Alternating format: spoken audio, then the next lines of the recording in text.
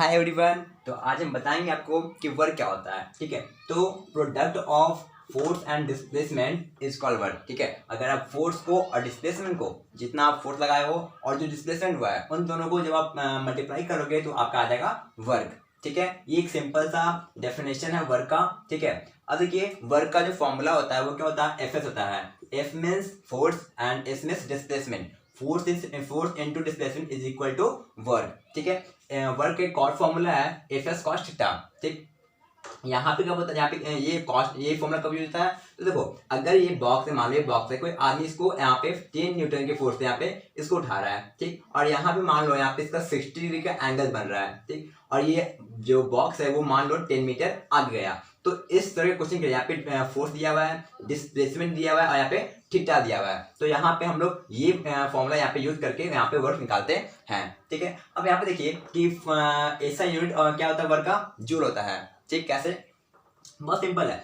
जैसे work force क्या होता है, फोर्स का ऐसा यूनिट होता है न्यूटन। ठीक, उसके बाद डिस्प्लेसमेंट का ऐसा यूनिट क्या होता है, मीटर स्क्वायर। तो न्यूटन मीटर स्क्वायर को एक स्पेशल नाम दिया गया है जिसको बोलते हैं जूल। ठीक है, अब देखिए आपका जो वर्क है वो पॉजिटिव भी हो सकता है, नेगेटिव भी हो सकता है और साथ में आपका जीरो भी हो सकता है। ठीक है, देखते हैं वर्क पॉजिटिव कब होगा, जिस डायरेक्शन में फोर्स लग रहा है। मान लो हम इधर फोर्स लगा रहे हैं 10 न्यूटन का और ये बॉक्स इधर ही जा रहा है, तो जिस डायरेक्शन में फोर्स लग रहा है अगर उसी डायरेक्शन में डिस्प्लेसमेंट हो तो वर्क आता है आपका पॉजिटिव। ठीक, अगर जिस डायरेक्शन में फोर्स लग रहा है उसके अपोजिट डायरेक्शन में डिस्प्लेसमेंट हो या फिर किसी और या फिर उसके अपोजिट डायरेक्शन में क्या हो, डिस्प्लेसमेंट हो, तो बोलेंगे क्या, नेगेटिव। वहां पे जो वर्क आएगा वो आएगा नेगेटिव में। ठीक, और वर्क आपका जीरो कब आएगा, जब एफ एस कॉस थीटा में या फिर एफ इंटू एस में आपका फोर्स जीरो हो जाए या फिर डिस्प्लेसमेंट जीरो हो जाए या फिर आपका कॉस 90 आ जाए, तो यहाँ पे आपका वर्क हो जाएगा जीरो। आप देखो यहाँ पे फोर्स जीरो हो गया तो सारा जीरो हो गया, क्यों, क्योंकि जीरो से आप किसी भी नंबर को मल्टीप्लाई करते हो तो आता है जीरो। ये जीरो हो जाएगा तो सारा जीरो हो जाएगा, यहाँ पे कॉस 90 आ जाएगा तो ये सारा जीरो हो जाएगा। ठीक है, तो यहाँ से आपका वर्क जीरो हो सकता है। ठीक है, हाय एवरीवन। तो आज हम बात करेंगे एनर्जी क्या होता है। ठीक है, ये देखते हैं एनर्जी क्या होता है। तो किसी भी काम को करने की कैपेसिटी को बोलते हैं एनर्जी। ठीक है, capacity to work is known as energy. किसी भी काम करने की कैपेसिटी को बोलते हैं एनर्जी। ठीक है, अब देखिए एनर्जी होता है दो तरह का। क्या, पहला होता है काइनेटिक एनर्जी, सेकंड होता है पोटेंशियल एनर्जी। हम इसमें जानेंगे पहले कि काइनेटिक एनर्जी क्या होता है। ठीक है, तो काइनेटिक एनर्जी कहने का मतलब किसी भी अगर मोशन के कारण जो एनर्जी होता है, ठीक है, मोशन के कारण, किसी भी ऑब्जेक्ट के मोशन के कारण जो एनर्जी होता है उसको बोलते हैं काइनेटिक एनर्जी। ठीक है, example, moving of ball is a kinetic energy. अगर कोई बॉल बहुत तेजी से मूव कर रहा है तो बोलेंगे काइनेटिक एनर्जी। ठीक है, तो काइनेटिक एनर्जी का फॉर्मूला होता है half M B square. Here half constant, m means mass and v means velocity of the ball। मतलब बॉल इट मीन्स जो भी ऑब्जेक्ट मोशन में है, ठीक है, उसका कुछ वेलोसिटी होगा। ठीक है, जो भी ऑब्जेक्ट जो मोशन में है उसका कुछ वेलोसिटी होगा, तो उसका स्क्वायर करेंगे तो आपका निकलेगा यहाँ से काइनेटिक एनर्जी। ठीक है, काइनेटिक एनर्जी क्या होता है, अगर मोशन के कारण अगर कोई एनर्जी होता है तो बोलते हैं काइनेटिक एनर्जी।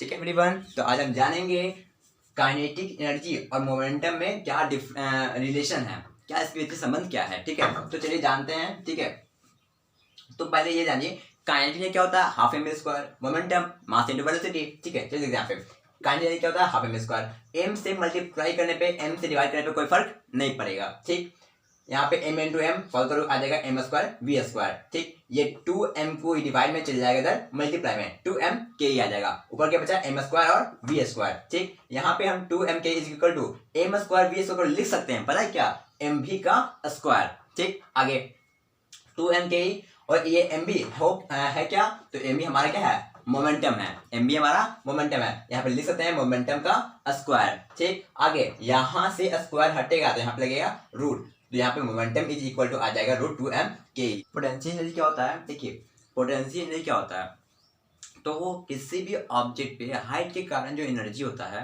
ठीक है, हाइट के कारण जो एनर्जी होता है उसको बोलते हैं पोटेंशियल एनर्जी।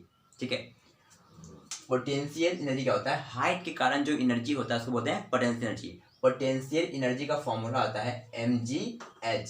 यहाँ पे m mass, g acceleration due to gravity and h is the height, वो कितने हाइट पर है। ठीक है, जैसे जैसे वो ऊपर जाएगा, जितनी हाइट उसका हाइट बढ़ेगा उसका पोटेंशियल एनर्जी बढ़ेगा। एग्जांपल, ये मार्कर यहाँ पे अभी है, ठीक, अभी इसका पोटेंशियल इतना होगा, ठीक, जैसे और उसको और ऊपर ले जाएंगे पोटेंशियल क्या होगा, बढ़ेगा, फिर और ऊपर ले जाएंगे पोटेंशियल एनर्जी बढ़ेगा। तो जैसे जैसे ये ऊपर जाता है इसके अंदर एक एनर्जी आता है, उसको बोलते हैं पोटेंशियल एनर्जी। सिंपल, हाइट के कारण जो एनर्जी होता है उसको बोलते हैं पोटेंशियल एनर्जी। फॉर्मूला क्या होता है, mgh mass into acceleration due to gravity and into height, कितने ऊपर वो गया है। ठीक है एवरीवन, ठीक है, तो आज हम जानते हैं क्या कॉन्जर्वेशन ऑफ एनर्जी क्या होता है। ठीक है, कॉन्जर्वेशन ऑफ एनर्जी में ये पढ़ना रहता है कि आप एनर्जी को ना ही क्रिएट कर सकते हो और ना ही डिस्ट्रॉय कर सकते हो। ठीक है, मतलब एनर्जी को आप ना ही क्रिएट कर सकते हो, मतलब वो जो आप उसको बना नहीं सकते हो और ना इसको डिस्ट्रॉय कर सकते हो। ठीक है, ये एग्जाम्पल देखिए, ये मार्कर है, ठीक, इस मार्कर को मैं जब ऊपर फेंकूंगा, ठीक है, अभी मैं क्या करूंगा, इसको अभी प्रूफ नहीं करवाऊंगा, इसको मैं समझाऊंगा कि इसके होता है क्या है। ठीक है, इसके अगले वीडियो में आपको बताऊंगा, इसका सारा प्रूफ करवा दूंगा कि कैसे आया। ठीक है, मैं प्रूफ करवा दूंगा कि हाँ, एनर्जी को हम लोग ना ही क्रिएट कर सकते हैं और ना ही डिस्ट्रॉय कर सकते हैं। अभी आप सिर्फ समझिए इसको। देखिए, एक मार्कर है, ठीक, इस मार्कर को मैंने ऊपर फेंका, ठीक, अब ये मार्कर जब मैंने ऊपर फेंका तो जैसे जैसे ये मार्कर ऊपर जा रहा होगा, ध्यान सुनिएगा, जैसे जैसे ये मार्कर ऊपर जा रहा होगा इसका पोटेंशियल एनर्जी बढ़ रहा होगा, क्योंकि ये हाइट इसका बढ़ रहा था, पोटेंशियल एनर्जी क्या हो रहा होगा, बढ़ रहा होगा, और साथ में इसका काइनेटिक एनर्जी घट रहा होगा। कि आपने पढ़ा होगा मोशन में कि जैसे कोई ऑब्जेक्ट ऊपर जाता है तो उसका स्पीड घटते रहता है। ठीक है, तो इसका सारा काइनेटिक एनर्जी बदल जाता है पोटेंशियल एनर्जी में। ये जो मार्कर है ये कुछ ऊपर गया होगा, जितना ऊपर गया होगा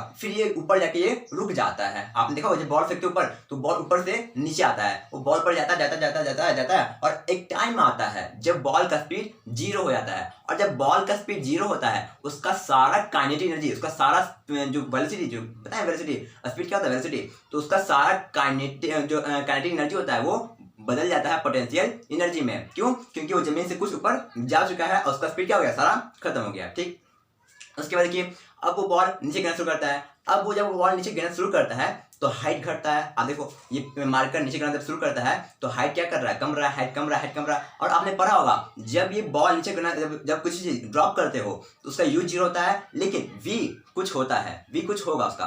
क्यों? क्योंकि जैसे जैसे नीचे आता है उसका स्पीड हर टाइम बढ़ता है। मतलब क्या कि जब इसको छोड़ते हो, इसको कुछ हाइट छोड़ते हो, इसका हाइट, इसका पोटेंशियल क्या हो रहा है, डिक्रीज कर रहा है, घट रहा है, और इसका सारा पोटेंशियल एनर्जी बदल जाता है काइनेटिक एनर्जी में। ठीक, अभी मार्कर नीचे गिरता है, फिर इसको साउंड प्रोड्यूस करता है। अब वो एनर्जी साउंड की फॉर्म में और फिर साउंड की फॉर्म में और बहुत फॉर्म में बढ़ के वो निकल जाता है। ठीक है, इससे ये प्रूफ होता है कि आप एनर्जी को ना ही क्रिएट कर सकते हो और ना ही डिस्ट्रॉय कर सकते हो। हाय एवरीवन, तो आज हम जानेंगे कॉन्जर्वेशन ऑफ एनर्जी का प्रूफ। ठीक है, आज मैं प्रूफ करूंगा कि हाँ, एनर्जी को हम लोग ना ही क्रिएट कर सकते हैं और ना ही डिस्ट्रॉय कर सकते हैं। ठीक है, तो चलिए देखते हैं।